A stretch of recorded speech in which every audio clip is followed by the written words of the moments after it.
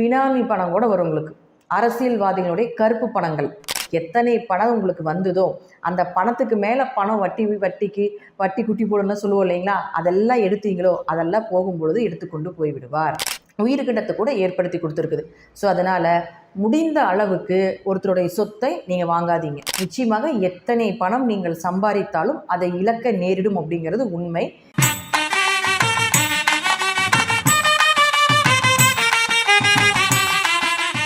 திருச்சிற்றம்பலம். தென்னாடுடைய சிவனையை போற்றி, எந்நாட்டவருக்கும் இறைவா போற்றி. அனைவருக்கும் வணக்கம். நாம் இன்னைக்கு பார்க்கக்கூடிய பதிவு என்னன்னு பார்த்துட்டீங்கன்னா, ராஜ யோகங்கள் பெறக்கூடிய ராசிகள் என்ன அப்படிங்கிறத நம்ம பார்க்க போகிறோம். அதற்கு முன்னாடி நம்மளுடைய சேனலை சப்ஸ்கிரைப் பண்ணிக்கோங்க. பெல் பட்டனில் ஆல் அப்படின்னு சொல்லக்கூடிய பட்டனை கிளிக் பண்ணிக்கோங்க. இந்த பதிவுகளை உங்களுடைய நண்பர்கள், உங்களுடைய உறவினர்கள் எல்லாருக்குமே ஷேர் பண்ணுங்கள். நான் திருப்பூரிலிருந்து ஜோதிடர் திருமதி ரேவதி. இப்போது ராஜ யோகங்கள் பெறக்கூடிய ராசிகள் அப்படின்னு பார்த்துட்டிங்கன்னா 3 ராசிகளுக்கு முக்கியத்துவம் கொடுப்போம். தர்மம், அதர்மம், காமம், மோட்சம் அப்படின்னு சொல்லி தான் நம்ம ராசிகளை பிரிக்கிறோம். இதில் தர்மத்தை கொடுக்கக்கூடிய ராசிகளும் மோட்சத்தை கொடுக்கக்கூடிய ராசிகளும் பெரிய அளவுக்கு பணத்தை எதிர்பார்க்காது. அதே போல் காமத்தை கொடுக்கக்கூடிய ராசிகளும் அதர்மத்தை கொடுக்கக்கூடிய ராசிகளும் பெரிய அளவுக்கு பணம் எதிர்பார்க்கும். இதில் அதர்மம் தான் என்ன செய்தாவது பணம் சம்பாதித்தே தீர வேண்டும் அப்படிங்கிற அமைப்பை கொடுக்கக்கூடிய ராசிகள். அப்போது அந்த 3 ராசிகள் என்ன அப்படின்னு பார்த்துட்டோம்னா, ரிஷபம், கன்னி, மகரம். இந்த 3 ராசிகள் மட்டுமே பொருளாதாரத்தையும் பண வரவையும் இயற்கையாகவே எங்கே இருந்தாலும் செழிப்பையும் கொடுக்கக்கூடிய ராசிகள். இதில் நடு நட்சத்திரமாக இருக்கக்கூடிய இந்த ராசிக்குள்ளே 3 நட்சத்திரங்கள் இருக்குங்க. அதில் நடு நட்சத்திரத்துக்கு ரொம்ப பலம் ஜாஸ்தி. அப்போ ரிஷப ராசியில் பார்த்துட்டிங்கன்னா ரோகிணி நட்சத்திரம், கன்னி ராசியில் அஸ்த நட்சத்திரம், மகர ராசியில் திருவோண நட்சத்திரம். இது 3மே சந்திரனுடைய நட்சத்திரம்.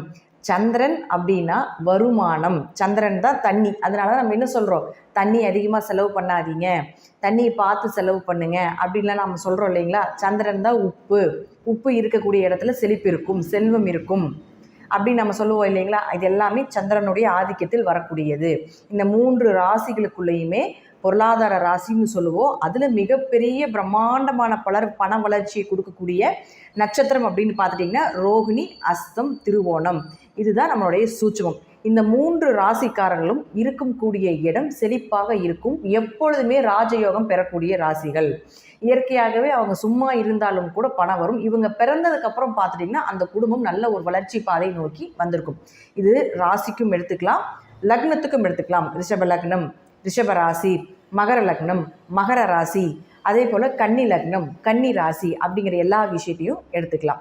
அப்போது இதில் நட்சத்திரங்கள் 27 நட்சத்திரத்தில் 3 நட்சத்திரம் தான் சந்திரனுடைய நட்சத்திரம்.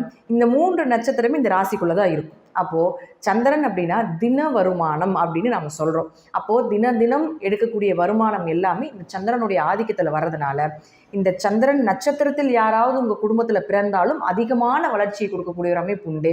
அல்லது இந்த ராசி கட்டத்திற்குள் லக்னாதிபதியோ ராசி அதிபதியோ சந்திரன் நின்ற அதிபதியோ அல்லது உங்களுக்கு திசை நடத்தக்கூடிய கிரகங்கள் நின்றாலும் உங்களுக்கு அந்த காலகட்டங்களில் பண வளர்ச்சி எப்படியாவது கொடுத்தே தீரும் அப்படிங்கிறது தான் கால புருஷனுடைய விதி. அதை யாருனாலையும் மாற்றவே முடியாது.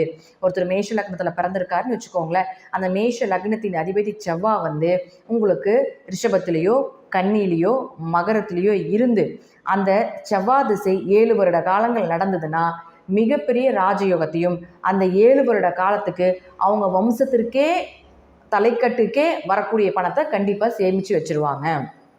அத்தனை பணம், அத்தனை சொத்துக்கள், வீடு, நிலங்கள், சுகமாக வாழக்கூடிய ஒரு அமைப்பு எல்லாமே இந்த 7 வருட காலத்தில் அவங்க அனுபவிப்பாங்க அப்படிங்கிறது தான் முற்றிலும் உண்மை. அதுலேயே இன்னொரு சூட்சமத்தையும் கடவுள் வச்சுருப்பார். என்னன்னு பார்த்துட்டிங்கன்னா, இந்த 3 ராசிக்குள்ளேயும் ஒரு கிரகம் நீசமாகுது. அப்போது ரிஷபத்தில் ராகு நீசம் பெறுகிறார், கன்னி வீட்டில் சுக்கிரன் நீசம் பெறுகிறார், மகர வீட்டில் குரு நீசம் பெறுகிறார். இந்த குரு அதே போல் சுக்கிரன், இந்த ராகு எளிமையாக பணத்தை ஈர்க்கக்கூடிய கிரகங்கள். சீக்கிரமாக பணம் வந்துடும். விபரீத ராஜ யோகங்கள், திடீர் வருமானங்கள். ராகுல ஷேர் மார்க்கெட் சம்மந்தப்பட்டது எல்லாமே ராகு தான். உழைப்பில்லாமல் ஈஸியாக பணம் வரணும்னா அது ராகு பகவான் தான். அவர் ரிஷபத்தில் நீசமாகிறார். அதே போல் கன்னியில் பாருங்கள் சுக்கிரன்.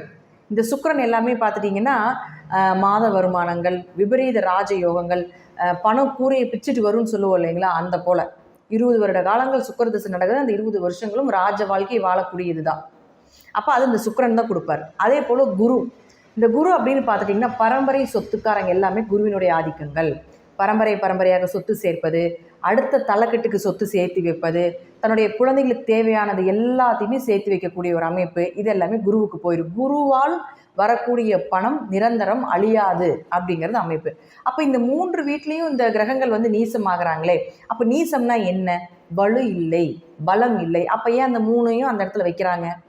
அதை நமக்கு ஒரு கேள்வி வரும் இல்லையா? அப்போ அந்த 3 வீடுமே வந்து நமக்கு பணத்தை கொடுக்கக்கூடிய வீடு, ஆனால் பணத்தை கொடுக்கக்கூடிய கிரகம் அங்கே நீசமாகறாங்களே, அப்போ அந்த இடத்துல அந்த கிரகம் இருந்தால் கண்டிப்பாக வேலை செய்யும். அப்போ எப்படி இருக்கும்? இப்போது இந்த 3 வீட்லேயுமே எடுத்துக்கோங்க. உங்கள் ஜாதகத்தில் ரிஷபம், கன்னி, மகரம், இந்த 3 ராசி கட்டத்தில் ரிஷபத்தில் ராகு இருந்தாலும் சரி, சுக்கிரன் வீட்டில், அதாவது கன்னியில் சுக்கிரன் இருந்தாலும் சரி, மகர வீட்டில் குரு இருந்துட்டாலும் சரி, பினாமி பணம் கூட வரும் உங்களுக்கு. அரசியல்வாதிகளுடைய கருப்பு பணங்கள், தாத்தா பாட்டியினுடைய பூர்வீக சொத்தை விற்று பல கோடி பணம் வர்றது, ஷேர் மார்க்கெட்டில் சின்ன அமௌண்ட்டை இன்வெஸ்ட்மெண்ட் பண்ணி பெரிய பணம் வர்றது, இது எல்லாம் வரும். அதே போல் பாருங்கள், இந்த குழந்தை இல்லாதவங்க அவங்களுடைய சொத்துக்கள் வரும் தெரியுங்களா? அவங்களுடைய பங்காளிகளுக்கு வரும் இல்லையா? அந்த சொத்துக்கள் கூட வரும் இந்த இடத்துல இந்த கிரகங்கள் இருந்தால். ரிஷபத்தில், கன்னியில், மகரத்தில் யாரோ ஒருவருடைய சொத்து தனக்கு வருவது, எதிர்பார்க்காம திடீர் வருமானங்கள் வருவது, லாட்ரியில் பெரிய யோகங்கள் அடிக்கிறது. டெய்லி ஒரு 10 ரூபா, 200 ரூபா, 1000 ரூபாய்க்கு லாட்ரி வாங்கிட்டு இருக்கிறவங்களுக்கு கோடிக்கணக்காக வரும் தெரியுங்களா பணம்? அது எல்லாமே இந்த ஜாக்பாட் மூலமாக தான் வரும். அவங்க ஜாதகத்தை நான் அனலைஸ் பண்ணதுனால நான் சொல்கிறேன் உங்களுக்கு.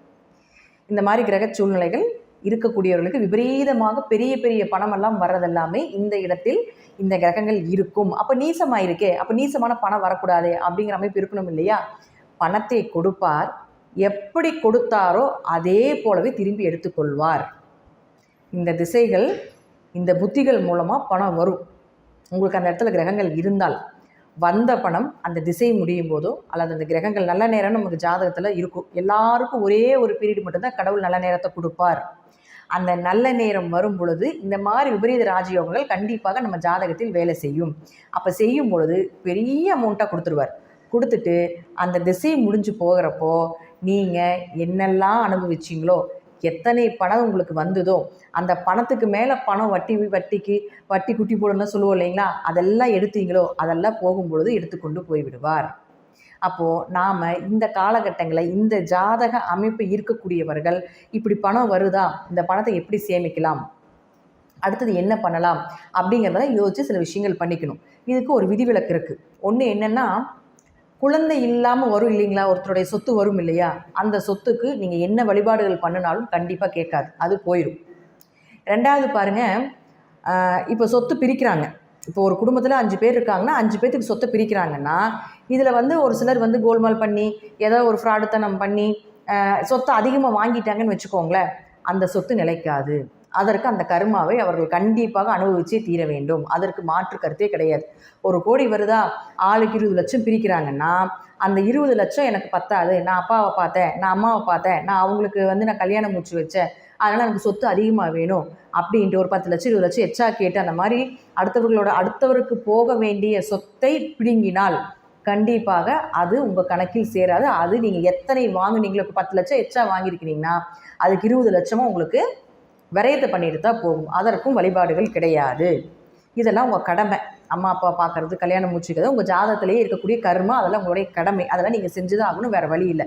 அதற்கு நீங்கள் ஊதியமாக ஏதாவது நீங்கள் வாங்குறீங்க அப்படின்னா அது கண்டிப்பாக உங்களுக்கு நிலைக்காது. ஒரு சிலருக்கு இந்த மாதிரி இருக்கக்கூடியவர்களுக்கு உயிர்கண்டங்கள் கூட ஏற்பட்டிருக்கு. அது நான் ஜாதகத்தில் 15 வருடங்களாக ஜாதக அனுபவத்தில் நான் இருந்திருக்கேன். அதனால் நான் அதை பார்த்ததை நான் சொல்கிறேன். ஒரு சிலருக்கு உயிர்கண்டத்தை கூட ஏற்படுத்தி கொடுத்துருக்குது. ஸோ அதனால் முடிந்த அளவுக்கு ஒருத்தருடைய சொத்தை நீங்கள் வாங்காதீங்க. அது அவங்களுடைய கர்மாவை நீங்கள் வாங்கி கொள்வதற்குண்டான ஒரு வழி. ஒருத்தர் குழந்தை இல்லாமல் எவ்வளோ வேதனைப்பட்டிருப்பாங்க, எவ்வளோ கஷ்டப்பட்டு அவங்க அந்த சொத்தை சேர்த்துருப்பாங்க. அந்த சொத்தை அவங்களே கொடுத்தாலும் நீங்கள் வாங்காதீங்க. இதற்கும் எக்காரணத்தை கொண்டும் வழிபாடுகள் வேலை செய்யாது. இந்த 2க்கு மட்டும்தான் வழிபாடு வேலை செய்யாது. மற்றபடி நீங்கள் பார்த்துட்டீங்கன்னா உங்கள் உழைப்புக்குண்டான விஷயங்கள் வரும் இல்லைங்களா, அதற்கு எல்லாமே கண்டிப்பாக உங்களுடைய பணம் நிலைத்து நிற்கும். வாழ்நாள் முழுவதும் ராஜயோகங்கள் எப்படி அப்புறம் நமக்கு கிடைக்கும் அப்படின்னு பார்த்துட்டிங்கன்னா, உங்கள் உழைப்பு மூலமாக வரக்கூடிய பணம் நிச்சயமாக நிலைத்து நிற்கும். அதுவும் இந்த ராசிக்குள்ள கிரகங்கள் இருந்து தசாபுத்தி நடத்தினாலோ அல்லது நான் சொன்னது போல் இந்த 3 ராசிக்குள்ளேயும் மகரம், கன்னி, ரிஷபம் இந்த 3 ராசிக்குள்ளேயும் இந்த கிரகங்கள் இருந்தாலும் விபரீத ராஜயோகத்தை கண்டிப்பாக கொடுத்துட்டு தான் போகும். நீசமாயிருக்கும் அப்படின்னு சொல்லி நீங்கள் பயப்பட வேண்டியதே இல்லை. ஷேர் மார்க்கெட் மூலமாக பணம் வர்றது, லாட்ரி மூலமாக பணம் வர்றது, சின்ன உழைப்பாக போடுவீங்க, பெருசாக சீக்கிரமாக வளர்ந்து பெரிய ஜாக்பாட் அடிக்கிறது, அதெல்லாம் உங்களுக்கு ஜாதகத்தில் ஒரே ஒரு திசை உங்களுக்கு தூக்கிவிடும். அந்த திசை வரும் பொழுது பயன்படுத்தி கொள்ளுங்கள். ஆனால் இந்த கண்டிப்பாக குரு நீசமானாலும் சுக்கிரன் நீசமானாலும் ராகு அப்படின்னு சொல்லக்கூடிய ரிஷபத்தில் இருந்தாலும் நிச்சயமாக எத்தனை பணம் நீங்கள் சம்பாதித்தாலும் அதை இழக்க நேரிடும் அப்படிங்கிறது உண்மை. இதற்கு வழிபாடுகள் இருக்குது, இதற்கு பரிகாரங்களை நம்ம கொடுத்து நிறைய சக்ஸஸ் பண்ணியிருக்காங்க. அந்த பணம் இழக்காமல் தக்க வைக்கிறதுக்கு உண்டான வழிபாடுகளை கொடுத்து வந்த பணத்தை அவங்க தக்க வச்சு இப்போ சந்தோஷமாக இருக்காங்க.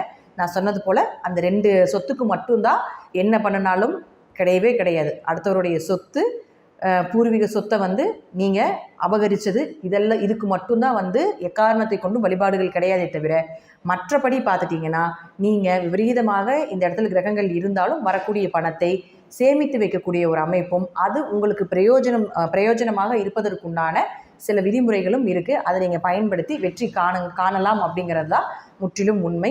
மற்றபடி பார்த்துட்டிங்கன்னா இந்த ரிஷபம், கன்னி, மகரம் இருக்கின்ற இடம் செழிப்பாக இருக்கும்.